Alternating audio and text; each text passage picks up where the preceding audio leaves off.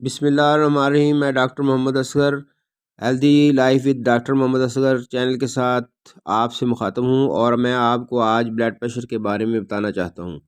Blood pressure हमारे लिए बहुत अहम है। ये ब्लड प्रेशर अगर नॉर्मल है और आप तंदुरुस्त और सही सलामत हैं।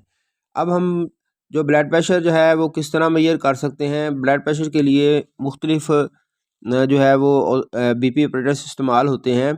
एक मीटर वाला बीपी ऑपरेटर होता है जो आपको किसी भी दुकान से 2500-2300 में मिल जाएगा और आप अपने घर में रखें और जब आपको ज़रूरत हो तो आप जो है वो उससे अपना बीपी चेक कर सकते हैं। अब ब्लड प्रेशर क्या चीज़ है और ब्लड प्रेशर का हम किस तरह इलाज करें और किस तरह हम ब्लड प्रेशर को मेंटेन रखें। तो ब्लड प्रेशर समझना है कि ब्लड प्रेशर क्या चीज़ है। तो ब्लड प्रेशर जो है वो खून का बहाव है नाली में। ब्लड प्रेशर जो है वो खून का बहाव है और ये खून का बहाव दो तरह का होता है, सिस्टोलिक ब्लड प्रेशर और diastolic blood pressure. Systolic blood pressure क्या होता है, इसको ऊपर वाला ब्लड प्रेशर कहते हैं। जब आपका दिल जो है वो पंप करता है और खून को जिस्म के मुख्तलिफ हिस्सों की तरफ जो है भेजता है, उसको सिस्टोलिक ब्लड प्रेशर कहते हैं। This is the first and top numbers. This is the highest level your blood pressure reached when your heart beats forcing blood around the body। तो डायसिस्टोलिक ब्लड प्रेशर क्या होता है, ऐसा blood pressure जो नीचे वाला, इसको ब्लड प्रेशर कहते हैं। जब आपका दिल जो है वो खून को बॉडी की तरफ भेज के रेस्ट करता है, उसके दरमियान जो बीट्स होती हैं या वहाँ जो कुव्वत होती है उसको कहते हैं डायसिस्टोलिक ब्लड प्रेशर।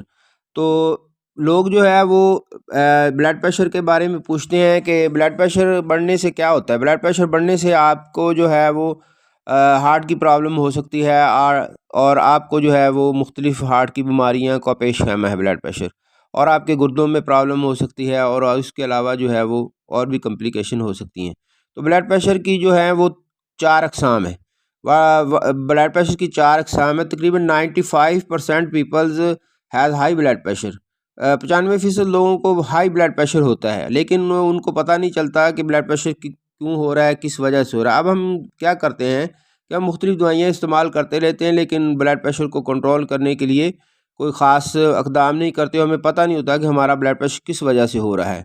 तो isolated systolic blood pressure, isolated systolic blood pressure क्या होता है कि जब आपका दिल जो है वो खून को पंप करता है तो आपकी किडनी जो है वो मुख्तलिफ फास्ट मादों को व वेस्ट मादों को जो है वो जिस्म से खारिज करने के लिए जो है ना वो करती हैं। और अगर गुर्दों में कोई प्रॉब्लम हो जाए तो वो आपका जो है ब्लड प्रेशर जो है वो आइसोलेटेड सिस्टोलिक हाइपरटेंशन इसको कहेंगे। तो और रेजिस्टेंस हाइपरटेंशन दूसरी किस्म है, रेजिस्टेंस हाइपरटेंशन। जब आप मुख्तलिफ़ किस्म की मेडिसिन जो है वो इस्तेमाल करते हैं और आपका बीपी जो है वो कंट्रोल नहीं होता, तो ब्लड प्रेशर कंट्रोल ना होने को जो है वो रेजिस्टेंस हाइपरटेंशन कहेंगे कि ये रेजिस्टेंस हाइपर है।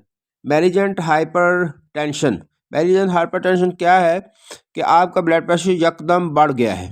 यकदम बढ़ने से जो है वो आपके गुर्दे जो हैं वो मुख्तलिफ मादों को जो फ़िल्टर करते हैं और उसकी वजह से कोई प्रॉब्लम बनती है गुर्दों में, तो ये आपका जो है वो ब्लड प्रेशर बढ़ जाता है। इसको कहते हैं मैलिजेंट हाइपरटेंशन।